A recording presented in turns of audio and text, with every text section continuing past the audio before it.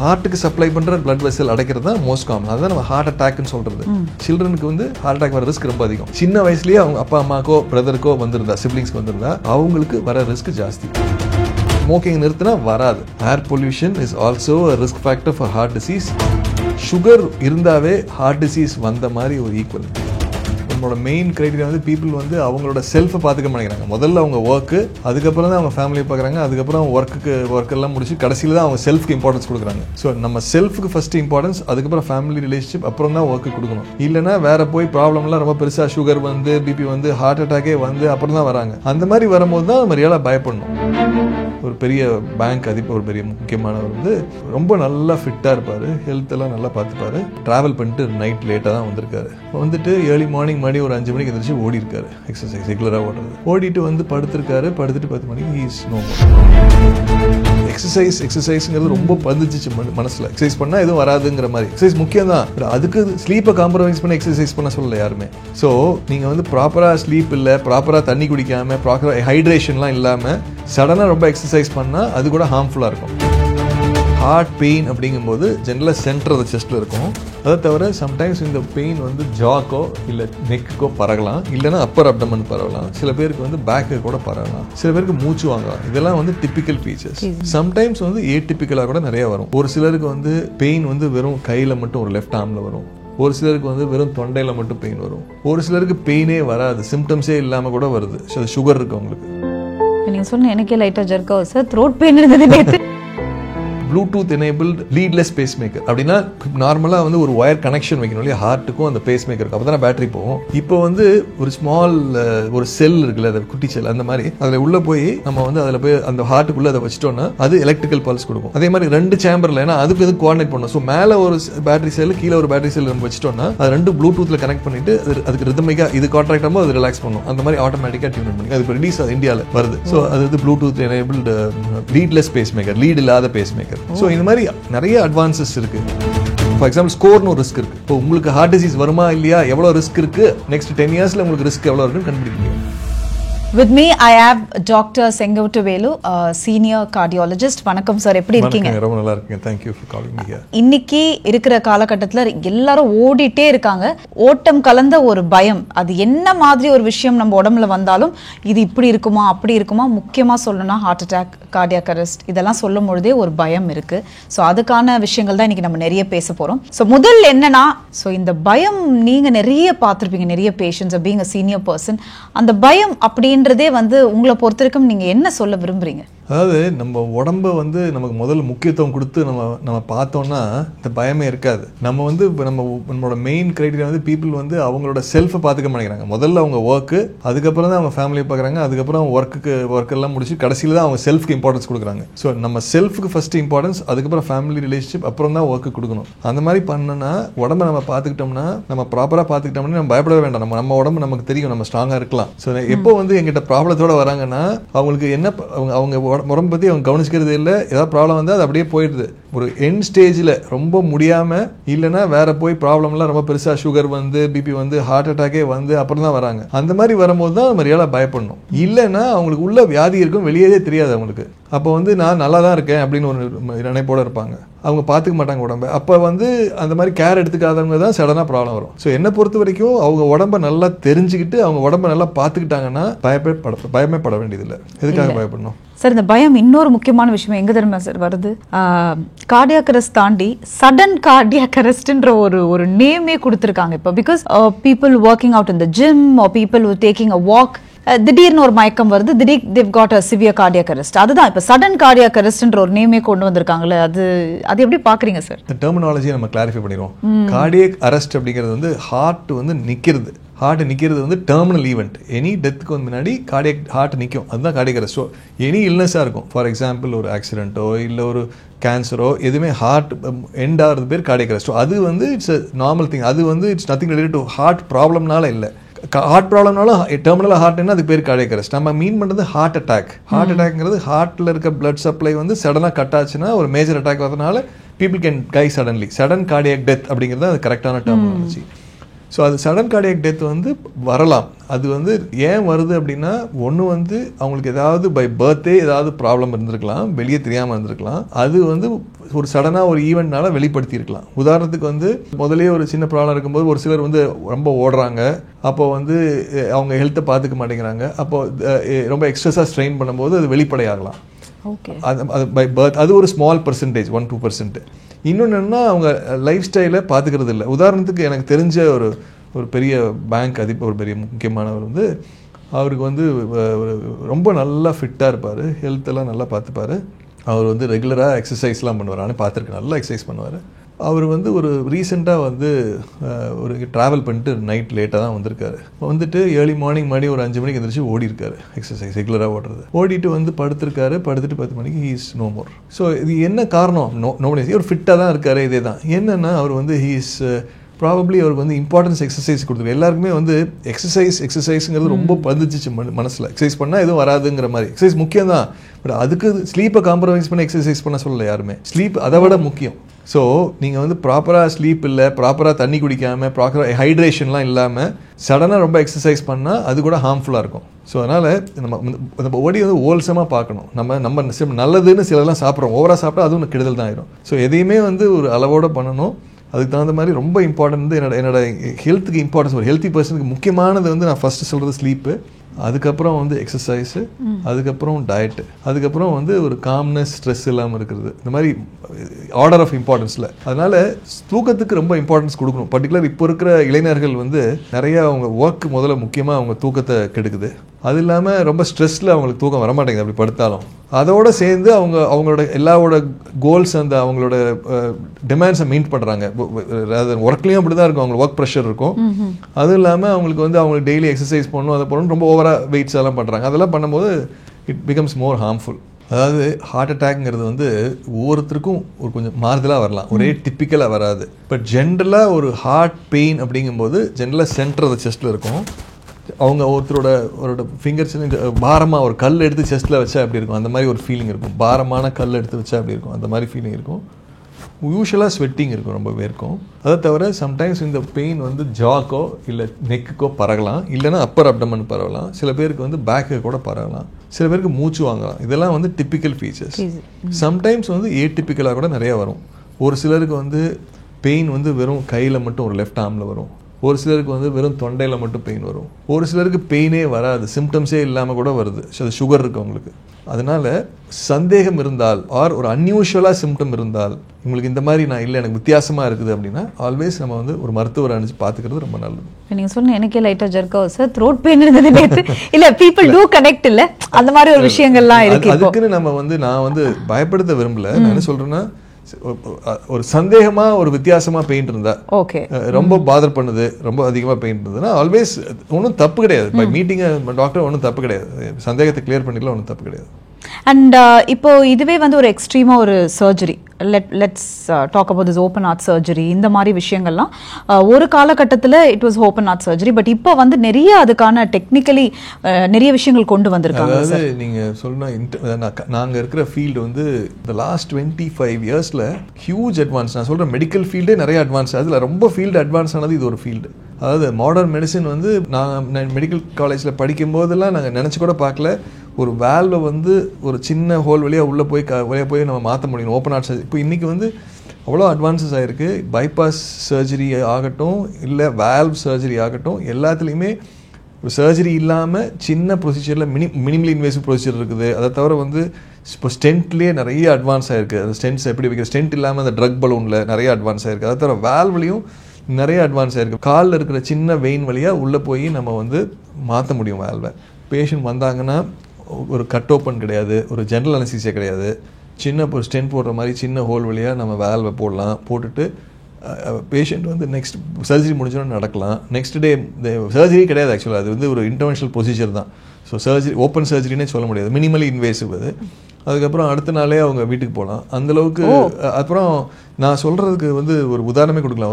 எனக்கு இன்னும் ஞாபகம் இருக்குது, ஒரு 91 இயர்ஸ், அவர் பெரிய சீனியர் பர்சன், பெட் இடனாகவே இருந்தார், ஆக்சிஜன் இருந்தது நேரமும், டாய்லெட் கூட எந்திரிச்சு போக முடியாது, பெட் பேன் தான் கொடுப்பாங்க. ரொம்ப மூச்சு திணறல் இருந்தது. அவருக்கு வந்து ஹோப் இல்லை, 92 என்ன இருக்க போகுது அப்படிதானே. பட் ஆனால் அவர் வந்து எங்கிட்ட வந்தாங்க. ப்ராப்ளம் என்னன்னா இது வந்து வால்வ் ப்ராப்ளம்னு புரிஞ்சிச்சு. ஸோ வால்வ் நிறைய மல்டிபிள் அதர் திங்ஸ் அவங்களுக்கு பைபாஸ் பண்ணியிருக்கு, கொஞ்சம் லங் ப்ராப்ளம்லாம் இருக்குது, ஆஸ்மா இருக்குது, இதெல்லாம் இருந்துச்சு. கிட்னி ப்ராப்ளம்லாம் கொஞ்சம் இருந்தது. ஆனாலும் மேஜர் ப்ராப்ளம் இந்த ஹார்ட் வால்வ் தாங்கிறத நாங்கள் டெஸ்ட்டில் கண்டுபிடிச்சிட்டோம். ஸோ இவருக்கு வந்து வால்வ் ப்ரொசீஜர் வந்து ஓப்பன் ஹார்ட்டுக்கு சான்ஸே இல்லை. அதனால் இந்த மாதிரி முறையில் டாவி பண்ணோன்னே அவர் வந்து அன்னைக்கு அந்த டைமில் எலெக்ஷன் டைம், இது வந்து 2000 remember correct 16 or 17 I don't remember. அவருக்கு வந்து ஓட்டு போடணும்னு ரொம்ப ஆசை அவருக்கு. இந்த ப்ரொசீஜர் முடிச்சு 3ஆவது நாள் போய் எந்திரிச்சு போய் ஓட்டு போட்டுட்டு வந்தார். நடந்து ஸ்டிக் வச்சு நடந்து போய் ஓட்டு போட அவ்வளோ படுத்துட்டு இருந்தவர். அது எனக்கு இன்னும் அது மறக்க முடியாது. நான் அந்த மாதிரி அது ஒரு ரிமார்க்கபிள் டேர்ன் அரவுண்ட் கிடைக்கும். Even though is very sick, multiple problems இருந்தால் கூட இது ஒரு ரிவர்ஸ் இமீடியட் ரெஸ்பான்ஸ் தெரியுற ப்ரொசீஜர். அது அப்புறம் இமீடியட் ஆக்டிவிட்டி போயிடலாம், நார்மல் ஆக்டிவிட்டிக்கு உடனே போயிடலாம். And let's talk about the pace மேக்கரும், அந்த ஒரு விஷயத்தையும் சொல்லுங்கள். ஓகே, பேஸ் மேக்கர் அப்படிங்கிறது வந்து ஹார்ட்டில் வந்து நார்மலாக ஹார்ட்டோட கான்ட்ராக்ஷனில் ரத்தம் வந்து ஹோல் பாடிக்கு வருது. அது வந்து அதுக்கு வந்து ஒரு கரண்ட் சப்ளை இருக்குது. அதுக்கு பேர் தான் எலக்ட்ரிக் கண்டக்ஷன் சிஸ்டம் சொல்கிறது. அதாவது கரண்ட் வந்து ஒரு தானாக உற்பத்தி ஆகி அந்த கரண்ட் வந்து எல்லா இடத்துக்கும் வருது. அதனால தான் ஹார்ட் வந்து ஒரு பகுதி கான்ட்ராக்ட் பண்ணும்போது ஒரு பகுதி ரிலாக்ஸ் பண்ணும். அதனால தான் ஒரு பக்கம் இருந்து இன்னொரு பக்கம் ஹார்ட்டுக்கு ரத்தம் வந்து ஒரு போர்ஷன் லங்ஸில் போய் ஆக்சிஜன் கொடுக்கும், ஒரு போர்ஷன் பாடிக்கு வெளியே எல்லாம் சப்ளை பண்ணும். ஸோ அந்த கோஆர்டினேஷன் கரண்ட் வந்து கரெக்டாக போயிட்டு வரணும். அந்த கரண்ட்டில் எங்கேயாவது பிளாக் இருந்தால் என்ன ஆகும், ஹார்ட் பீட் மிஸ் ஆயிடும். ஏன்னா ஹார்ட் அதில் தான் ரெகுலேட் ஆகுது. ஸோ அந்த கரண்ட் வந்து வேரியஸ் காரணத்தினால ஒரு சிலருக்கு ஏஜிங்கில் கூட அந்த கரண்ட் ஸ்லோ ஆகலாம், இல்லைனா கம்ப்ளீட்டாகவே நின்றுலாம். ஸோ அந்த மாதிரி வரும்போது அந்த கரண்ட்டை நம்ம திருப்பி பண்ணுறதுக்காக எக்ஸ்டர்னலாக ஒரு பேட்டரி வச்சு கரெக்டாக அந்த இடத்துல கரண்ட்டை வச்சிட்டோம்னா அந்த கரண்ட் ஹார்ட்டுக்கு சப்ளை பண்ணும்போது ஹார்ட் பீட் ஆகும். ஸோ அது அந்த லோ ஹார்ட் பீட்டுக்கு தான் ஒரு கிரிட்டிக்கலாக ஒரு டிசீஸ் ஆகி அந்த கண்டக்ஷன் கரண்ட் ஒயர் வந்து எங்கேயாவது டேமேஜ் ஆயிடுச்சுன்னா, இல்லை டீஜெனரேஷன் ஆயிருதுன்னா அது அதுதான் பேஸ் மேக்கர். கன்வென்ஷனலாக வருஷக்கணக்கில் பேஸ் மேக்கர் வந்து நம்ம லெஃப்ட் சைடு பாக்கெட்டில் வச்சு அது ஹார்ட்டு கனெக்ஷன் கொடுத்து அது வரும். பட் இப்போ நியூவாக என்ன வருது அப்படின்னு கேட்டிங்கன்னா, இப்போ வந்து again Bluetooth enabled leadless base maker. அப்படின்னா நார்மலாக வந்து ஒரு ஒயர் கனெக்ஷன் வைக்கணும் இல்லையா ஹார்ட்டுக்கும் அந்த பேஸ் மேக்கருக்கு, அப்போ தானே பேட்டரி போகும். இப்போ வந்து ஒரு ஸ்மால் ஒரு செல் இருக்குல்ல, அது குட்டி செல், அந்த மாதிரி அதில் உள்ளே போய் நம்ம வந்து அதில் போய் அந்த ஹார்ட்டுக்குள்ளே அதை வச்சிட்டோன்னா அது எலக்ட்ரிக்கல் பல்ஸ் கொடுக்கும். அதே மாதிரி 2 சேம்பரில், ஏன்னா அதுக்கு எதுவும் கோஆர்டினேட் பண்ணணும். ஸோ மேலே ஒரு பேட்டரி செல், கீழே ஒரு பேட்டரி செல் நம்ம வச்சிட்டோம்னா அது 2 ப்ளூடூத்தில் கனெக்ட் பண்ணிவிட்டு அதுக்கு ரிதமிக்காக இது கான்ட்ராக்ட் ஆகும்போது அது ரிலாக்ஸ் பண்ணும். அந்த மாதிரி ஆட்டோமேட்டிக்காக டியூன் பண்ணி அது இப்போ ரிலீஸ் இந்தியாவில் வருது. ஸோ அது வந்து Bluetooth enabled leadless base maker, lead இல்லாத பேஸ் மேக்கர். ஸோ இந்த மாதிரி நிறைய அட்வான்சஸ் இருக்குது, நிறைய டைப்ஸ் இருக்குது. உதாரணத்துக்கு வந்து ஹார்ட்டில் வந்து தசை இருக்குது, பிளட் வெசல்ஸ் இருக்குது, வேல்வ்ஸ் இருக்குது. வேல்வ்ஸ்னால் உள்ள ரத்தம் போகிறதுக்கு பாதை கிரியேட் பண்ணுற வேல்வ்ஸ் இருக்குது. இதில் வந்து ரொம்ப காமனானது வந்து இந்த பிளட் வெசல்ஸ், ரத்தம் ஹார்ட்டுக்கு சப்ளை பண்ணுற பிளட் வெசல் அடைக்கிறது தான் மோஸ்ட் காமன். அதுதான் நம்ம ஹார்ட் அட்டாக்னு சொல்கிறது. ஸோ அது வந்து இருதய நோய் நம்ம காமனாக சொல்கிறது அதுதான். இதை தவிர தசை பாதிப்பு ஆகலாம். இதை தவிர வேல்வ் பற்றி பேசணும் நம்ம, அது வேல்வ்னால வரலாம். ஸோ இந்த மாதிரி பல வியாதி இல்லை, சில பேருக்கு பை பர்த்தே சில டிஃபெக்ட்ஸ் இருக்கலாம். இந்த மாதிரி நிறைய வியாதிகள் இருக்குது. நம்ம காமனாக நம்ம பேசுறது ஹார்ட் அட்டாக் பேசுறது வந்து இந்த பிளட் வெசலில் இருக்கிற அடப்பு தான். இந்த பிளட் வெசலில் ஏன் அடப்பு வருதுன்னா அதுக்கு பல காரணங்கள் இருக்குது. ஒன்று வந்து பை ஜெனட்டிக்காக வருது, இன்னொன்று வந்து பை நம்ம லைஃப் ஸ்டைல் என்விரான்மெண்டலாக வருது. இதில் 2 காரணமும் ரொம்ப இம்பார்ட்டண்ட். நமக்கு வந்து ஜென்ரலாகவே நம்ம இந்தியன் சவுத் ஏஷியன் ரேஸ்க்கு வந்து ஜெனட்டிக்ஸ் வந்து ரொம்ப புவராக இருக்கிறதுனால we are more prone to develop heart disease. அதோட சேர்ந்து ஒரு ஃபேமிலியில் ப்ரீமெச்சூராக ஜென்ரலாக மேலாக இருந்து 55 வயசுக்கு கீழே ஹார்ட் அட்டாக் வந்திருந்தாவோ, விமன் 60 இயர்ஸ் கீழே ஹார்ட் அட்டாக் வந்திருந்தாவோ அவங்க சில்ட்ரனுக்கு வந்து ஹார்ட் அட்டாக் வர ரிஸ்க் ரொம்ப அதிகம். சின்ன வயசுலேயே அவங்க அப்பா அம்மாக்கோ பிரதருக்கோ வந்திருந்தா, சிப்ளிங்ஸ்க்கு வந்திருந்தா அவங்களுக்கு வர ரிஸ்க் ஜாஸ்தி. ஸோ ப்ரீமெச்சூர் அத்ரோஸ்க்ளரோசிஸ் சொல்கிறது. அப்போ ப்ரீமெச்சூராக அவங்களுக்கு பிளாக் வருது இந்த பிளட் வெசலில். அது ஏன் வருதுன்னா நான் சொன்ன மாதிரி it's a combination of both genetic and environmental factors. Genetic ஃபேக்டர்ஸை நம்ம கண்ட்ரோல் பண்ண முடியாது, நான் மாடிஃபையபிள். நீங்கள் பேரண்ட்ஸை சூஸ் பண்ண முடியுமா? இம்பாசிபிள் இல்லையா? அந்த மாதிரி தான் அதை வந்து ஒன்றும் பண்ண முடியாது. மாடிஃபையபிள் ரிஸ்க் ஃபேக்டர்ஸ் அப்படின்னா லைஃப் ஸ்டைல் ஃபேக்டர்ஸ், அது நம்மளால் பண்ண முடியும். அது மல்டிபிள் ரீசன்ஸ் இருக்குது. ரொம்ப most common preventable cause of heart attack என்ன? Cigarette smoking. அது ஃபார்ச்சுனேட்டாக குறைஞ்சிட்டு வருது இப்போ. அது வந்து நம்பர் 1 ப்ரிவென்டபிள் காஸ். ஏன்னா ஸ்மோக்கிங் நிறுத்தினா வராது, கிளியர் கட் இருக்குது. ஆனால் ஸ்மோக்கிங் மாதிரியே இன்னொன்று இருக்குது, people don't give importance, is air pollution. Air pollution is also a risk factor for heart disease, which not many people realize it. இன்னொரு மெயின் ரீசன் வந்து சுகர் இருந்தாவே ஹார்ட் டிசீஸ் வந்த மாதிரி ஒரு ஈக்குவலண்ட். அதுக்கு காரணம் என்ன? நிறைய பேருக்கு சுகர் வரதே தெரியாது, லேட்டாக ரியலைஸ் பண்ணுறாங்க. அதுக்கு மெயின் காரணம் வந்து எக்ஸசைஸ் இல்லை, டயட் சரியா இல்லை, அதுக்கப்புறம் பிபி, அதுக்கப்புறம் வந்து அவங்களோட ஸ்ட்ரெஸ் லெவல், அப்புறம் oily food, cholesterol, multiple reason, அப்புறம் நிறைய அன்னோன் ஃபேக்டர்ஸும் இருக்குது. நான் வந்து 30 வயசு 25 வயசு 35 வயசு பசங்களை நிறைய பேர் ஹார்ட் டிசீஸோட பார்க்குறேன். அதனால ரிஸ்க் ஐடென்டிஃபை பண்ணணும். எப்படி ஐடென்டிஃபை பண்ணுறது? இப்போ வந்து நிறையா எஸ்டாப்ளிஷ்ட் ரிஸ்க் ஸ்கோர்ஸ் இருக்குது. அப்படின்னா இன்டர்நெட்டில் வந்து ஸ்கோர் 2 ஃபார் எக்ஸாம்பிள் ஸ்கோர்னு ஒரு ரிஸ்க் இருக்குது. அந்த ரிஸ்க் ஸ்கோரை வந்து நீங்கள் அப்ளை பண்ணலாம். அதுக்கு வந்து நீங்கள் பிளட் டெஸ்ட்லாம் எடுத்தீங்கன்னா ஒரு மாஸ்டர் ஹெல்த் செக்அப் பண்ண போனீங்கன்னா அந்த டெஸ்ட்லாம் போட்டு அந்த ஸ்கோர் கால்குலேட் பண்ணிடலாம். It will tell you what is your predictable risk of heart disease. We can predict. இப்போ உங்களுக்கு ஹார்ட் டிசீஸ் வருமா இல்லையா, எவ்வளோ ரிஸ்க் இருக்குது, நெக்ஸ்ட் 10 இயர்ஸில் உங்களுக்கு ரிஸ்க் எவ்வளோ இருக்குன்னு கண்டுபிடிக்க முடியும். அந்த மாதிரி நம்ம ரிஸ்க்கை ப்ரெடிக்ட் பண்ணிட்டோம்னா ஹை ரிஸ்க்காக இருந்தால் இப்போ ட்ரீட் பண்ணிடலாம் மருந்தெல்லாம் கொடுத்து. ஸோ அதனால தான் heart disease is preventable, predictable and also treatable and to some extent it is reversible also. என்ன ப்ராப்ளம்னா நான் நிறைய இப்போ இன்றைக்கி கூட ஒருத்தரை பார்த்தேன். அவங்க ஒரு எல்டர்லி ஒரு 68 இயர்ஸில் அவங்க டயபெட்டிஸ் இருக்கு அவங்களுக்கு வந்து ஒன்றும் சிம்டம்ஸே இல்லை. அவங்க ரொட்டீன் செக்கப் போயிருக்காங்க. அந்த சுகர் இருக்கிறதுனால நாங்கள் சிடி ஸ்கேன் பண்ணி பார்க்கும்போது மல்டிபிள் பிளாக்ஸ் இருந்தது, கிரிட்டிக்கல் பிளாக்ஸ் இருந்தது. ஸோ என்னன்னா இதில் சுகர் இருக்கவங்களுக்கு சிம்டம்ஸே தெரியாது, பிளாக் அவ்வளோ இருக்குது. அவங்க என்ன கேட்குறாங்க, ஒரு சிம்டமே இல்லையே, எதுக்காக நீங்கள் ஸ்டென்ட் போடுறீங்க, எதுக்காக சரி பண்ணுங்க, ஒன்றுமே இல்லையே, எவ்வளோ பிளாக் இப்படி வந்தது. அதுக்கு என்ன சொல்கிறேன்னா, நம்ம காரில் போகிறோம் இல்லையா, பைக்கில் போகிறோம் இல்லையா, அதில் வந்து பெட்ரோல் ரிசர்வ் இருக்குது. இப்போ வந்து உங்களுக்கு வந்து ரிசர்வ் பெட்ரோல் குறைஞ்சி ரிசர்வ் வந்தால் கூட ஏதாவது தெரியுதா? காரில் ஸ்டில் போயிட்டு தான் இருக்கீங்க, பைக்கில் போயிட்டு தான் இருக்கீங்க. இந்த ரிசர்வும் காலியாச்சுன்னா என்ன ஆவீங்க, கார் நின்றும், பைக் நின்றும். அதே மாதிரி தான் பாடியில் வந்து கொரோனரி ஃப்ளோ ரிசர்வ் இருக்குது. ஒரு பிளாக் வந்து 80% 90% வந்தால் கூட nature is so evolve and very perfect. என்ன பண்ணுதுன்னா இந்த பிளட் ஃப்ளோவை வந்து 2.5 times இன்க்ரீஸ் பண்ண வைக்குது. அதே நார்மலாக நேச்சுரல் மெக்கானிசம். அந்த பிளட் ஃப்ளோ அதிகமாகிறதுனால பிளாக் இருக்கிற இதே உங்களுக்கு தெரியல, ஃப்ளோ வந்து 2.5 times அதிகமாக போகுது. அந்த ரிசர்வும் லூஸ் பண்ணும்போது தான் பெரிய ஹார்ட் அட்டாக் வருது. ஸோ அவங்களுக்கு ஒன்றும் 80% பிளாக் இருக்கு, 90% பிளாக் இருக்கு, சிம்டம் இல்லை, அதுதான் காரணம். ஸோ அதனால் சிம்டம் வச்சு மட்டும் நம்ம போக முடியாது. ரிஸ்க் நிறையா இருக்கவங்க ப்ரோஆக்டிவாக போய் செக் பண்ணணும். அதுதான் வரமாட்டது டாக்டர். வரணும் இல்லைன்னா இப்போ நம்ம இந்த மாதிரி பயம். ஆமாம், அது ஏன்னா அதான் சொல்கிறேன், நீங்கள் உடம்ப நல்லா பார்த்துக்கிட்டீங்கன்னா பயப்பட வேண்டியதில்லை. இதை தான் நான் முதலே சொன்னேன் உங்ககிட்ட. அண்ட் இன்னொரு முக்கியமான விஷயம், it sounds funny also doctor. இன்னைக்கு சோஷியல் மீடியா ஓப்பன் பண்ணாலே நீங்கள் சுகர்னோடனே எனக்கு டக்குன்னு ஞாபகத்துக்கு வந்து நோ சுகர் டயட் அப்படின்ற ஒரு விஷயத்தை வந்து I think everybody started following, which is really good. ஒரு விதத்தில் சோஷியல் மீடியா அது நல்ல விதமாக எடுத்துகிட்டு போகிறாங்க. Again connecting that to the gym people. இன்னைக்கு என்ன சொல்கிறாங்கன்னா, ஜிம் போயிட்டு நம்மளோட ஒரு விஷயம் நல்லா பார்த்துக்கிட்டா ஓகே, நீங்கள் சொன்ன அந்த ரிஸ்க் ஃபேக்டர் குறையுது. பட் அதே எக்ஸ்ட்ரீமாக பண்ணும் பொழுது it is going on the other way. இப்போ ஜிம் வச்சு ஒரு மித்தே போயிட்டு இருக்கு doctor, especially protein powder. You have to talk about it. இது இந்த புரோட்டீன் பவுடர் எடுக்கிறாங்க, அப்புறம் தே டேக்கிங் சம் இன்ஜெக்ஷன்ஸ், இதெல்லாம் எடுத்தோன்னே ஓகே தட்ஸ் இட். எனக்கு தெரிஞ்ச ஒருத்தர், I don't want to mention the name, but I think work out பண்ணிட்டு சம் இன்ஜெக்ஷன்ஸ் ஏதோ எடுத்து அதனால தான் வந்து ஒரு 2 weeks அவர் இறந்துட்டாருன்ற மாதிரி இது ஒரு டாக்ஸ்லாம் போச்சு. ஸோ இது எந்த அளவுக்கு இது இன்னைக்கு what is it, you tell me. சுகருங்கிறது வந்து we are talking about direct sugar.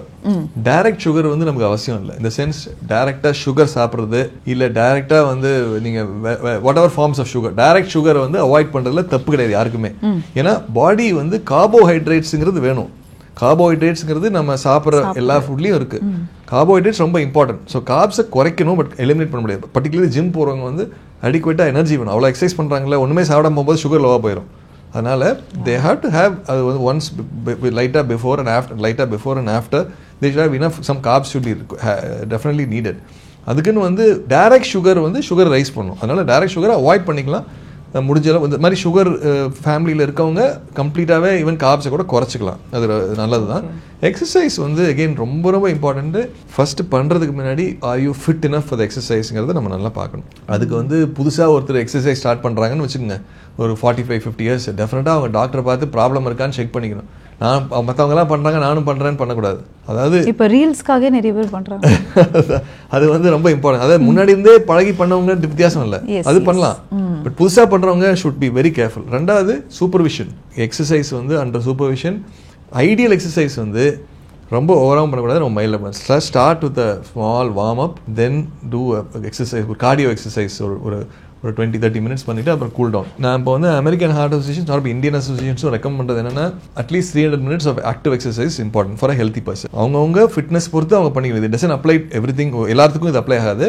ஃபிட்டாக இருக்கவங்க அப்படின்னா 300 minutes per week, அப்படின்னா 60 minutes per day for at least 5 days a week. okay. So cardio exercises is recommended. Cardio can be either walking or it can be cycling, swimming, running. இப்போ அவங்க fitness லெவலை பொறுத்து. அப்போ young people ஃபிட்டாக இருந்தாங்கன்னா ஸ்லோவாக practice பண்ணி run பண்ணலாம். எடுத்தோன்னா ரன் பண்ணக்கூடாது. அது ஒரு கார்டியோ. அதை தவிர வந்து they should do some amount of weights also, resistance training. ஏதோ again வந்து limit mild weights, mild to moderate. I don't recommend heavy weights. Mild to moderate weights. Body fitness improve பண்ணணும். Muscle bulk improve பண்ணணும். Muscle mass இருந்தால் நிறைய advantage இருக்குது. உங்களுக்கு sugar வராது, நிறைய அட்வான்டேஜ் இருக்குது. அதனால் மைல்டாக மசில் மாஸ் இம்ப்ரூவ் பண்ணணும். மூணாவது வந்து ஃபார்ம் ஆஃப் எக்ஸசைஸ் வந்து ஃப்ளெக்சிபிலிட்டி ஆர் ஸ்ட்ரெச்சிங். அது வந்து ரொம்ப இம்பார்ட்டன்ட். யோகா பண்ணுறோம் இல்லையா, அது ஒரு ஃபார்ம் ஆஃப் ஸ்ட்ரெச்சிங் தான். So flexibility is longevity. அதனால் ஃப்ளெக்சிபிலிட்டி ரொம்ப இம்பார்ட்டன்ட். அதனால் that is not and protein powder வந்து அளவான நம்ம நேச்சுரலாக எடுக்கிற ப்ரோட்டீன் வந்து ரொம்ப நல்லது. ப்ரோட்டீன் பவுடராக எடுக்கிறத விட நேச்சுரலாக எடுக்கிறோம் இல்லையா நம்ம ப்ரோட்டீன், ஃபார் எக்ஸாம்பிள் எக், அந்த மாதிரி எடுக்கிறது வந்து definitely far better. ப்ரோட்டீன் பவுடரில் வந்து we don't have such enough evidence. Protein வந்து எடுக்கிறது நல்லது தான், ப்ரொவைட் அவங்களுக்கு வேறு எதுவும் இல்லை, இந்த மாதிரி நிறைய எக்ஸசைஸ் பண்ணுறாங்கன்னா ப்ரோட்டீன் அளவு எடுக்கலாம். ப்ரோட்டீன், கார்ப்ஸ், ஃபேட்ஸ் எல்லாமே வேணும். அதில் வந்து ப்ரோட்டீன் எடுக்கலாம். ஆனால் நேச்சுரலாக இருக்கிற ப்ரோட்டீன் எடுக்கிறது, ஃபுட்லேயே இருக்கிற ப்ரோட்டீன் எடுக்கிறது சப்ஸ்டிடியூட்டை விட அது பெட்டர் டெஃபினட்டாக. இன்றைக்கி வந்து நிறைய ப்ரொசீஜர்ஸ் அண்ட் நிறைய சர்ஜரிஸ் இந்த மாதிரி விஷயங்கள் வந்திருக்கு. இன்னும் அட்வான்ஸ்டாக அப்போலோவில் நிறைய விஷயங்கள் வந்திருக்கு நாங்கள் கேள்விப்பட்டோம் டாக்டர். ஸோ அதை பற்றி சொல்லுங்கள். 10 yearsஸாக டெவலப் பண்ணிகிட்டு இருக்கோம். அதாவது டெய்லர் மேட் தெரப்பி. அதாவது இப்போ நீங்கள் டெய்லர்கிட்ட போனீங்கன்னா எல்லாருக்கும் ஒரே ஷர்ட் இல்லை, அளவெடுத்து தைக்கிறாங்க இல்லையா, பேஷண்ட் ஸ்பெசிஃபிக்காக. அது மாதிரி ஒவ்வொருத்தருக்கும் அவங்கவுங்க பிளாக் டிஃப்ரெண்ட்டாக இருக்குது, ஒரு ஹார்ட்ரி நேச்சர் டிஃப்ரெண்ட்டாக இருக்குது.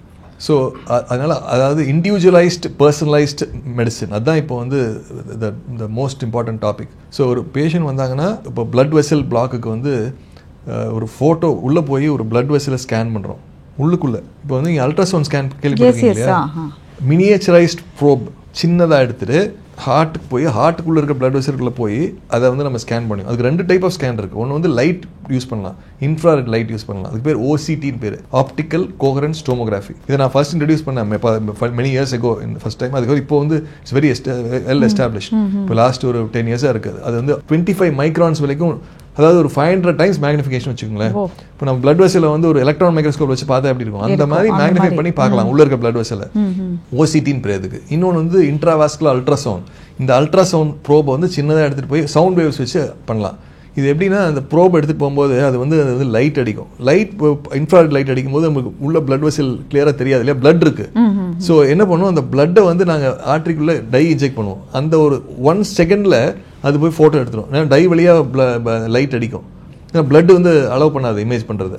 ஸோ அந்த ஃபோட்டோ எடுத்தோன்னே அந்த பிளட் வெசலை டீட்டெயில்டாக பார்க்க முடியும். 3Dயில் அனலைஸ் பண்ணி பார்க்கும்போது எங்கே பிளாக் இருக்குது, எவ்வளோ நீளம் இருக்குது, என்ன டைப் ஆஃப் பிளாக்ல வந்து கிளாட் இருக்கலாம், கால்சியம்னா இருக்கலாம், ராக் மாதிரி இருக்கலாம், இல்லை ஃபேட் இருக்கலாம், சாஃப்டாக இருக்கலாம், இல்லை ஃபைப்ரஸ் டிஷ்யூன்னு சொல்லலாம். அந்த மாதிரி நிறையா இருக்கலாம். ஏன் இம்பார்ட்டன்ட்னா, இப்போ பலூன் வச்சு நம்ம பிளாக் எடுக்கிறோம். பலூன் வச்சு பிளாக் எடுக்கும்போது இப்போ நீங்கள் வந்து பீச் மணலில் நின்னீங்கன்னா என்ன ஆகும், அப்படியே அமுந்து போகும் இல்லையா, அந்த மாதிரி தான் பிளாக் வந்து பலூன் போட்டோன்னா போகும், அமுந்துடும். ஆனால் ராக் மேலே நடந்தீங்கன்னா என்ன ஆகும், பாறை மேலே. அதே மாதிரி கால்சியம் இருந்துன்னு வச்சுக்கோங்க அந்த பிளாக்ல, அது ஒன்றுமே தொடாத பிளாக் அப்படியே தான் இருக்கும். ஸோ அதனால் to understand the nature of the block correctly this imaging will help. So அதனால் என்ன மாதிரி பிளாக் இருக்குது அதுக்கு தகுந்த மாதிரி டிவைஸ் யூஸ் பண்ணலாம். இப்போ டிவைசஸ் நிறையா வந்திருக்கு, நான் சொல்கிறேன் ஒவ்வொன்றா. ஸோ இது ஃபர்ஸ்ட் அண்டர்ஸ்டாண்டிங் த பிளாக், என்ன மாதிரி பிளாக் இருக்குது, எவ்வளோ நீளம் பிளாக் இருக்குது, என்ன லென்த் இருக்குது, நம்ம அதுக்கு தகுந்த மாதிரி நம்ம பிளான் பண்ணலாம் ப்ரொசீஜரை. ஸோ இப்போ வந்து நாங்கள் உதாரணத்துக்கு வந்து கால்சியம் இருக்குதுன்னு வச்சுக்கோங்க. கால்சியம் வந்து ஹார்டாக இருக்குது. ஸோ அது உடைக்கிறதுக்கு நிறைய new devices we have introduced been now available. மெயினாக வந்து ஒரு 4 இம்பார்ட்டன்ட் டிவைஸ் இருக்குது. முதல்ல வந்து அந்த காலத்துலேருந்து இருக்கிறது வந்து ரொட்டேஷனல் அத்ரெக்டமின்னு சொல்லி ஒரு டைமண்ட் கோட்டட் ட்ரில். அதை ஒரு 1,50,000 80,000 ரெவல்யூஷன்ஸில் ஃபாஸ்ட்டாக ட்ரில் பண்ணலாம் அந்த கால்சியத்தை. அதை ட்ரில் பண்ணி கிரியேட் அ ஸ்மால் பேசேஜ். அதுக்கப்புறம் we put a balloon to open it. அது was been there for many years. We are doing that also. But இப்போ ரீசெண்டாக நிறையா வந்திருக்கு. ஒன்று வந்து ஆர்பிட்டல் அத்ரெக்டமின்னு சொல்லி, இது ஆர்பிட் மாதிரி சுற்றும் அது பிளட் வெசலை. ஸோ அப்படி சுற்றும் போது இந்த சாண்ட் பேப்பர் போட்ட ஸ்க்ரேப் பண்ணுற மாதிரி அந்த பிளட் வெசல் இருக்கிற கால்சியத்தை ஸ்க்ரேப் பண்ணிடும். மைன்யூட் சாண்ட் பார்ட்டிகல்ஸ் மாதிரி ஆயிரும். அது வந்து பிளட்ல வாஷ் அவுட் ஆகி போயிடும். ஸோ அந்த மாதிரி we can scrape it and then we can remove that calcium. அது வந்து ஆர்பிட்டல் அத்ரெக்டமி. அதுவும் again we did the first case in India some time back, about 3 years back. அதுக்கப்புறம் வந்து இப்போ வந்து we have called intravascular lithotripsy ஒன்று இருக்குது. லித்தோட்ரிப்சிங்கிறது வந்து இப்போ நீங்கள் கிட்னி ஸ்டோன்ஸை உடைக்கிறது கேள்விப்பட்டிருப்பீங்கன்னு நினைக்கிறேன். லித்தோட்ரிப்சின்னு அதே பிரின்சிபல் தான். Where we have a balloon inside the blood vessel. அதில் வந்து it will give some shock waves. அந்த ஷாக் வேவ்ஸ் வந்து கிராக் பண்ணிடும் கால்சியத்தை. இப்போ நீங்கள் வந்து கிராக்கிங் ஒரு கால்சியத்தில் ரொம்ப கிராக் ஆயிடுச்சுன்னா அதுக்கப்புறம் பலூன் வச்சு ஓப்பன் பண்ணிடலாம். ஸோ அதுக்கு பேர் வந்து இன்ட்ராவாஸ்குலர் லித்தோட்ரிப்சின் பேர். So that is also now available. அது even Indian company has made that device. we have new device with that is also we are using that. So அது கால்சியத்தை உடைக்கும். இன்னொன்று வந்து laser. Laser is one thing which I have taken very well. அதில் லேசரில் என்ன அட்வான்டேஜ்னா அது வந்து high generation கொடுக்கும், ஆனால் அதே சமயத்தில் it doesn't damage the tissue. So resistant பிளாக்கு வந்து வி யூஸ் லேசர். ஸோ இது வந்து இப்போ எனக்கு இன்னொரு ப்ராப்ளம்னா நிறைய பேர் வந்து எனக்கு இங்கே படிச்சுட்டு பேப்பரில் படிச்சுட்டு எனக்கு வந்து லேசர் பண்ணுங்கன்னு வந்து வராங்க. It's not like that. இது வந்து இப்போ நீங்கள் வந்து இப்போ வந்து நீங்கள் ட்ரில் பண்ணிங்கன்னா ராக் இருந்ததுன்னா நீங்கள் வேறு மாதிரி ட்ரில் யூஸ் பண்ணுறீங்க, சாஃப்டாக இருந்ததுன்னா வேறு மாதிரி யூஸ் பண்ணுறீங்க. அந்த மாதிரி தான் பிளாக்கு தகுந்த மாதிரி தான் நம்ம டிவைஸ் யூஸ் பண்ண முடியும். இப்போ லேசர் அவசியம் இல்லை சில பேருக்கு வந்து அந்த உள்ளே எதுவுமே போகலன்னா லேசர் அவசியம். ஸோ அதனால் நேச்சர் அந்த பிளாக்கை அண்டர்ஸ்டாண்ட் பண்ணிக்கிட்டு அதுக்கு தகுந்த மாதிரி we can use a device. மருந்துலேயும் நிறைய அட்வான்ஸ் இருக்குது. இந்த மாதிரி டிவைசஸ் நான் சொன்னேன். இந்த மருந்துலேயும் இந்த பிளட்டை கிளாட்டை கரைக்கிறதுக்கும் ஆகட்டும், கொலஸ்ட்ராலுக்கும் ஆகட்டும், நிறைய அட்வான்ஸ் ஆகிருக்கு. உதாரணத்துக்கு வந்து இப்போ கொலஸ்ட்ரால் வந்து எகெயின் பெரிய மித்துங்க. அது நிறைய பேர் வந்து கொலஸ்ட்ரால் ட்ரீட் பண்ண வேண்டியதில்லை, ஸ்டாட்டின் சும்மா கொடுக்குறாங்க. நிறைய வாட்ஸ்அப் மீடியாவில் சோஷியல் மீடியாவில் நிறைய பார்க்குறோம். அப்படி கிடையாது. கொலஸ்ட்ரால் மருந்தை அன்னெசரியாக சாப்பிடக்கூடாது. ரொம்ப ரொம்ப இம்பார்ட்டன்ட். சும்மா போய் மைல்டாக எனக்கு கொலஸ்ட்ரால் இருக்குன்னு எடுத்துக்கூடாது. அதனால விளைவுகள் வரலாம். அதே மாதிரி ஹார்ட் டிசீஸ் ஏற்கனவே வந்தவங்க கொலஸ்ட்ராலை நல்லா லோவாக வச்சுக்கணும். அவங்களுக்கு கொலஸ்ட்ரால் மருந்து ரொம்ப முக்கியம். ஸோ தேவையானவங்களுக்கு கரெக்டாக கொடுக்கணும், தேவையில்லாதவங்களுக்கு வேண்டாம். இல்லை இப்போ நீங்கள் சொன்ன சாரி டு இன்டரப்ட் டாக்டர், இப்போ மைல்ட் கொலஸ்ட்ரால் இருக்கிறவங்கன்னா நான் இது ஏன் சொல்ல வந்தேன்னா எல்லாத்துக்கும் உதாரணமாக இப்போ நீங்கள் வந்து உங்களுக்கு உதாரணத்துக்கு நீங்கள் ஹெல்த்தியாக இருக்கீங்க, உங்களுக்கு வந்து சுகர் இல்லை, பிபி இல்லை, ஹார்ட் ப்ராப்ளம் இல்லை, உங்களுக்கு வந்து எல்டிஎல் கொலஸ்ட்ரால் 130 நார்மல். ஆனால் இன்னொருத்தருக்கு வந்து சுகர் இருக்குது, பிபி இருக்கு, ஆனால் ஹார்ட் டிசீஸ் இல்லை அப்படின்னா 130 நார்மல், 100 தான் நார்மல். அதே இன்னொருத்தருக்கு வந்து ஹார்ட் அட்டாக் வந்துருச்சு, ஸ்டென்ட் போட்டாச்சு அப்படின்னா அவங்களுக்கு 70 தான் நார்மல். அப்படின்னா ஒரே வேல்யூ எல்லாத்துக்குமே நார்மல் இல்லை. அது ரொம்ப புரிஞ்சுக்கணும், அது முக்கியமாக புரிஞ்சுக்கணும். ஆனால் நிறைய பேர் எல்லாத்துக்கும் 130க்கு மேலே இருந்தால் எல்லாரும் மருந்து சாப்பிடக்கூடாது. So it is again every பர்சனுக்கு வேறு வேறு ஒன்று. ரெண்டாவது வந்து நம்ம எவ்வளோ லோவாக வைக்கிறோமோ, அது ஹார்ட் அட்டாக் வந்தவங்களுக்கு எவ்வளோ லோவாக வைக்கிறோமோ அவ்வளோ ரிஸ்க் குறைக்கலாம். ஆனால் இதே உங்களை மாதிரி ஒரு நார்மல் பர்சனுக்கு நம்ம கொலஸ்ட்ரால் மருந்து கொடுத்துட்டோம்னா அதனால சில ஹார்ம்ஃபுல் எஃபெக்ட்ஸும் வரலாம். அதனால யாருக்கு ரிஸ்க் இருக்கோ அவங்களை ஐடென்டிஃபை பண்ணி அவங்களுக்கு தகுந்த மாதிரி டார்கெட் பண்ணணும். ஒவ்வொருத்தருக்கும் ஒரு கோல் இருக்குது, ட்ரீட்மெண்ட் கோல். இப்போ ஹை ரிஸ்க் இருக்கவங்களுக்கு ஹையர் கோல்ஸ் இருக்குது, அந்த கோலில் அவங்க வரணும். ஸோ அதனால் it is not same for everybody. அதுதான் இம்பார்ட்டன்ட் தெரிஞ்சுக்க வேண்டியது. அதே மாதிரி கொலஸ்ட்ராலுக்கு இப்போ புதுசாக 3 மாத்திரைகள் வந்திருக்கு. அந்த மாத்திரைகள்லாம் very well proven effective tablet. அதை தவிர 2 டைப் ஆஃப் இன்ஜெக்ஷன் வந்திருக்கு. அந்த இன்ஜெக்ஷன் வந்து எல்லாத்துக்கும் யூஸ் பண்ணவே கூடாது. இந்த மேக்ஸிமம் 3 மாத்திரை சாப்பிட்டு சில்ல குறையில ஹார்ட் அட்டாக் வந்திருக்கு, அவங்களுக்கு ஸ்டென்ட் போட்டிருக்கு, பைபாஸ் பண்ணியிருக்கு அப்படின்னா இன்னும் லோவாக வைக்கணும், அந்த லெவலுக்கு வரல அப்படின்னா நம்ம இந்த இன்ஜெக்ஷனை யூஸ் பண்ணலாம். அதுலேயும் 2 டைப் ஆஃப் இன்ஜெக்ஷன். ஒரு இன்ஜெக்ஷன் எவ்ரி 2 வீக்ஸ் எடுக்கிறது, ஒரு இன்ஜெக்ஷன் எவ்ரி 6 மந்த்ஸ் எடுக்கிறது. ஸோ இந்த மாதிரி நிறைய அட்வான்ஸ், பிளட் தின்னர்லேயும் நிறைய அட்வான்ஸ் வந்திருக்கு. ஸோ மெடிக்கல் அட்வான்சஸ் ஒரு பக்கம், டிவைஸ் அட்வான்ஸ் ஒரு பக்கம், ட்ரீட்மெண்ட் ஒரு பக்கம், ரிஸ்க் அசஸ் பண்ணுற ஸ்கோர்ஸ் ஒரு பக்கம். ஸோ நிறைய அட்வான்சஸ். ஸோ அதை வந்து எஃபெக்டிவாக யூஸ் பண்ணணும். பட் இதெல்லாம் ஒரு சைடு இருந்தாலும் இப்போ ஒரு சர்ஜரி ஒரு சைடு, சர்ஜரி இல்லாம வி குட் யூனோ அதை கியூர் பண்ற ஒரு விஷயம் இருக்குல்ல. எடுத்தோடனே எல்லாருமே வந்து ஓகே 2 பிளாக் இருக்கா சர்ஜரி அப்படின்ற ஒரு கேள்விங்க. இதுதான் நான் வந்து ரொம்ப முக்கியமாக சொல்றது. இப்போ வந்து நிறைய பேர் வந்து எங்கிட்ட வருவாங்க, இதுக்கு ஸ்டென்ட் போடணுமா, பைபாஸ் பண்ணணுமா, சர்ஜரி பண்ணணுமா, இதுக்கு பைபாஸ் சொல்கிறாங்க பண்ணணுமான்னு. இது வந்து நான் வந்து ஒரு ஆஞ்சியோகிராமை பார்த்து முடிவு பண்ணுறது கிடையாது. நிறைய ஃபேக்டர்ஸ் இருக்குது. ஆஞ்சியோகிராம் ரொம்ப முக்கியமாக பார்க்கணும். இப்போ உதாரணத்துக்கு வந்து பிளாக் வந்து ஒரு சிலருக்கு வந்து பார்டர் லைனாக தான் இருக்கும், 60 to 70. அப்புறம் விஷுவலாக எஸ்டிமேட் பண்ணுறது பிளாக். இப்போ என் கண்ணில் வந்து அது 60% மாதிரி தெரியும், இன்னொருத்தர் கண்ணில் 80% தெரியும். அதை வச்சுட்டு நம்ம எப்படி சொல்கிறோம் 80%?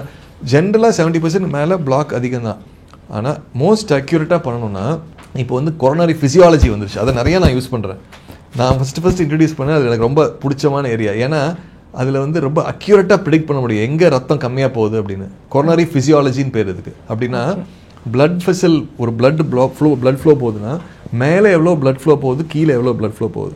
ஒரு பிளாக் இருந்ததுன்னா அந்த பிளாக்குனால எவ்வளோ ரத்தம் குறைஞ்சி போகுது. ரத்தம் குறைஞ்சி போச்சுன்னா அப்போ தான் நம்ம ட்ரீட் பண்ணணும். பிளாக் இருக்குங்கிறதுக்காக ட்ரீட் பண்ண வேண்டியதில்லை. இந்த பிளாக் இருந்து பிளட் குறையணும். ஸோ அதனால இந்த நம்ம விஷுவல் எஸ்டிமேஷனை வச்சு நம்ம போக வேண்டியதில்லை 80%. இந்த மாதிரி அக்யூரேட்டாக இந்த அதுக்கு பேர் வந்து எஃப்எஃப்ஆர்னு பேர், ஃப்ராக்ஷனல் ஃப்ளோ ரிசர்வ். அதே மாதிரி ஐஎஃப்ஆர் இருக்குது, அது பேர் இன்ஸ்டன்டேனியஸ் ஃப்ளோ ரிசர்வ்னு, ஃப்ளோ ரேஷியோன்னு பேர். ஸோ அது என்ன பண்ணணும்னா நம்ம வந்து பிளட் ஃப்ளோ வந்து ஒரு பிளட் வெசலில் அப்படி பிளாக் இருந்ததுன்னா எவ்வளோ பிளட் குறையுதுன்னு அதை எஸ்டிமேட் பண்ணிவிட்டு ஒரு 80%க்கு பிளட் கம்மியாக போச்சுன்னா அவங்களுக்கு ஸ்டென்ட் வைக்கணும், இல்லை சர்ஜரி பண்ணணும். இப்போ 80%க்கு மேலே போச்சுன்னா தேவையில்லை எதுவுமே. இதை வந்து இது என்னன்னா ஒரு அனாவசியமாக ஒரு ஸ்டென்ட் போட வேண்டாம், அதே சமயத்தில் ஒரு முக்கியமான பிளாக்கை நம்ம ஒன்றும் பண்ணாமல் விட்டுறவும் வேண்டாம். ஸோ இது வந்து purely so much evidence is there now. இன்னொரு இது நான் யூஸ் பண்ணுறது வந்து ஃபிசியலாஜிக்கல் மேப்பிங்னு இப்போ நிறைய யூஸ் பண்ணுறேன். அப்படின்னா ஒரு பிளட் வெசலில் ஒரு 3 பிளாக் இருந்துன்னு வச்சுக்கோங்க, அவங்களுக்கு வந்து நான் அதை மேப் பண்ண முடியும் எந்தெந்த பிளாக்னால எவ்வளோ ரத்தம் குறையுதுன்னு. அதில் வந்து எந்த பிளாக் ரொம்ப கிரிட்டிக்கலாக இருக்குது, எது ரத்தத்தை குறைக்குதோ அந்த ஒரு பிளாக் மட்டும் போட்டு மற்ற ஒன்று வேணான்னு சொல்லிடுறேன் இப்போ. ஸோ அந்த மாதிரி ஃபிசியலாஜிக்கல் அட்வான்ஸஸும் நிறையா இருக்குது. இதை வந்து though we used it many years, but இப்போ வந்து அது ரொம்ப ரெலவெண்ட். இப்போ நிறைய நியூ மெத்தட்ஸில் வந்ததுனால இன்ஃபேக்ட் நாங்கள் ஒரு we have one council called imaging and physiology council of இந்தியான்னு சொல்லி நாங்கள் ஆரம்பிச்சு we are training people on this. இது 10 வருஷமாக பண்ணிட்டு இருக்கோம். இது நிறைய டாக்டர்ஸ் எல்லாம் வராங்க, we train them every year. So இது ஏன்னா இது வந்து ரொம்ப எவிடன்ஸ் பேஸ்டு, அனாவசியமாக தேவையில்லாமல் ப்ரொசீஜர் பண்ண வேண்டியதில்லை, அதே சமயத்தில் முக்கியமானவங்களுக்கும் நம்ம இது கரெக்டான ட்ரீட்மெண்ட் பண்ணிடலாம். ஸோ இந்த மாதிரி சயின்டிஃபிக்காக பண்ணலாம். இன்னொன்று என்னென்னா பிளாக் வந்து எத்தனை வெசலில் இருக்குது எங்கெங்கெல்லாம் இருக்குங்கிற ஒரு ரிஸ்க் ஸ்கோர் ஒன்று இருக்குது. கெயின் அதுக்கு வந்து இப்போ சின்டாக்ஸ் ஸ்கோர்னு ஒரு பேர் இருக்குது, சின்டாக்ஸ் ஸ்கோர். அதில் வந்து நம்ம எவ்வளோ ஸ்கோரை வச்சு நம்ம எஸ்டிமேட் பண்ணலாம், இவங்களுக்கு பைபாஸ் சர்ஜரி பெட்டரா ஸ்டென்ட் பெட்டரா. இப்போ ரிஸ்க் நிறைய சின்டாக்ஸ் ஸ்கோர் அதிகமாக இருந்தால் சர்ஜரி தான் பெட்டரு. அந்த மாதிரி இன்னும் சயின்டிஃபிக்காக எவாலுவேட் பண்ணலாம். ஸோ நிறைய சயின்ஸ் அப்ளை பண்ணும்போது எவிடன்ஸை வச்சு நம்ம பார்க்கும்போது you can give the best to that particular patient. And முக்கியமாக அடுத்த லாஸ்ட்டாக ஒரு விஷயம் doctor, prevention is always better அப்படின்ற ஒரு விஷயம் இருக்குது. இது சொல்லும் போது நல்லா இருக்குது, ஆனால் இதை ப்ரிவென்ட் பண்ணோம் அப்படின்னும் பொழுது what are the steps are these are the things we need to follow அப்படின்ற ரொம்ப சிம்பிள் மெசேஜ் நான் முதல்ல சொல்ல தவிர புதுசாக சொல்ல வேண்டியது என்னென்னா, போய் எல்லாரும் ஒரு பிபி செக் பண்ணுங்கள், ஒரு சுகரை செக் பண்ணுங்கள். 40 வயசுக்கு மேலே ஆகிட்டால் ஒரு மாஸ்டர் செக் பண்ணிக்கங்க. நிறைய திங்ஸை முன்னாடி கண்டுபிடிச்சிங்கன்னா முன்னாடி ஸ்டெப்ஸ் எடுத்துக்கலாம். அந்த ப்ரோக்ரஷன் பார்க்காம ப்ரோக்ரஷனை தடுத்திங்கனாவே ப்ரிவென்ஷன் தான். ப்ராப்ளம் வந்து நீங்கள் லேட்டாக வரும்போது தான் ப்ராப்ளம் ஆரம்பிக்கும். அது இன்னொன்னு இருக்கு டாக்டர், போய் நம்ம ஒண்ணுக்கு செக் பண்ண போயிட்டு 10 ரிசல்ட்ஸ்ல ஏதாவது சொல்லிட்டாங்க, அந்த ஒரு பயமும் இருக்குன்றது எல்லாருக்குமே ஐ திங்க் மக்களும் ஒத்துப்பாங்கன்னு நினைக்கிறேன். சோ தட் இஸ் ஆல்சோ தேர். அப்படிலாம் இல்லைங்க, அதாவது ரொம்ப சிம்பிளானதை செக் பண்ணலாமே. சுகர் பிபி செக் பண்ணாலே பெரிய லெவல்ல கண்டுபிடிக்கலாமே. ஓகே, நான் வந்து எனக்கு தலைவலிக்குது அப்பதான் பிபி ரைஸ் ஆகுதுங்க, அப்பெல்லாம் கிடையாதுங்க. ஒரு சிம்டம் இல்லாம கூட பிபி ரைஸ்டா இருக்கும், ஒண்ணுமே இருக்காது, ஆனா பிபி ஹையா இருக்கும். அதனால சிம்டம் வச்சு தான் பிபி. அதனால நீங்க போய் ஆக்டிவா பிபி செக் பண்ணாதான் தெரியும் உங்களுக்கு பிபி இருக்கா இல்லையான்னு. எனக்கெல்லாம் பிபி இல்லை, நான் நல்லா தான் இருக்கேன் அப்படின்னு சொல்ல முடியாது. அதனால போய் பிபியும் சுகரை செக் பண்ணுங்க. அதுலேயே பெரிய டிசீஸை தடுக்கலாம். சிம்பிள் மெஷர்ஸ், டெய்லி எக்ஸசைஸ் பண்ணுங்க, டெய்லி ஒரு 1/2 மணி நேரம் எக்ஸசைஸ் பண்ணுங்க, அது பெரிய டிசீஸை தடுக்கலாம். Okay, and there's also another myth, too much of consumption of coffee is also leading to heart attack அப்படின்லாம் சொல்ல, இது உண்மையா டாக்டர்? அதாவதுங்க நான் முதல்ல சொன்ன மாதிரி எதுவுமே டூ மச்சாக எடுத்தால் நல்லதில்லை. காஃபினால ஹார்ட் அட்டாக் வராது, but too much of coffee நல்லதில்லை, பிரெயினுக்கும் நல்லதில்லை, ஹார்ட்டுக்கும் நல்லது. டூ மச் ஆஃப் காஃபி ரொம்ப பிரெயின் ஆக்டிவாக வைக்க போகுது, பால்பிட்டேஷன் வரும். அதனால அது எல்லாம் அட்வான்டேஜ் கிடையாது. அதனால் எதையுமே வந்து you can have coffee, about 2 coffees a day or 2 teas a day is good, but அதுக்கு மேலே ரொம்ப ஓவராக பண்ணும்போது டெஃபினெட்லி இட்ஸ் நாட் குட். டைரக்டா அதனால ஹார்ட் அட்டாக் வருதுங்கிறது உண்மை கிடையாது. ஓகே, அண்ட் அகைன் ஜென்ரலா இது ஒரு பொதுவான கேள்விதான். ஒரு விஷயம் என்ன, டூ மச் ஆஃப் டாக்ஸ் போயிட்டு இருக்குல்ல, நிறைய விஷயங்கள் பேசப்பட்டு இருக்கு. இதுக்கு ஒரு கார்டியாலஜிஸ்டா உங்களோட ஒரு என்ன சொல்ல விரும்புறீங்க? மக்கள் எல்லாருக்குமே எதனா ஒண்ணுனா ஒரு எக்ஸ்ட்ராவா சொல்லிடுறாங்க, அந்த மாதிரி விஷயங்களும் இருக்கு. என்ன சொல்ல, தயவுசெய்து சோஷியல் மீடியாவில் இருக்கிறத நம்பி எதுவும் பண்ணாதீங்க. தயவுசெய்து நீங்களா படிங்க, நாலேஜ் கெயின் பண்ணுங்க. இல்லை உங்களுக்கு டவுட்டா இருந்தால் உங்க டாக்டர் போய் கேளுங்க. நீங்கள் வந்து எதையுமே யாரோ 4 பேர் சொல்கிறாங்கிறத அதனால் ப்ராக்டிஸாக பண்ணாதீங்க. அதான் நான் சொல்லுவேன். ஃபார் எக்ஸாம்பிள் கொலஸ்ட்ரால் மாதிரி அதான் சொல்கிறேன். அது வந்து சரி கொலஸ்ட்ரால் மாதிரி நல்லதில்லைன்னு சொல்லி நிறையா சோஷியல் மீடியா அதெல்லாம் நம்பாதீங்க. எது உங்களுக்கு கரெக்டுன்னு உங்களுக்கு டாக்டரோ இல்லை படித்தவங்க நிறையா தெரிஞ்சவங்களோ கேட்டு தெரிஞ்சுக்கங்க. அது ஒன்று தான் சொல்லணும். உண்மையாகவே இது ரொம்ப இன்ஃபர்மேட்டிவான ஒரு செஷனாக இருந்தது டாக்டர். கண்டிப்பாக இன்றைக்கி நிறைய பேருக்கு பயம் இருக்குது. பயம் தாண்டி அவங்ககிட்டே ஒரு செல்ஃப் அசம்ஷன் இருக்குது. இது எடுத்தால் இது கியூர் ஆகிடுமா அப்படின்னா ஐ திங்க் அழகான ஒரு புரிதல் கொடுத்துருக்கீங்க. ஐ ஹோப் மக்களுக்கும் இந்த இன்டர்வியூ ரொம்ப யூஸ்ஃபுல்லாக இருக்கும். So thank you so much for joining today. Thank you very much. It's a pleasure to be here. Yeah.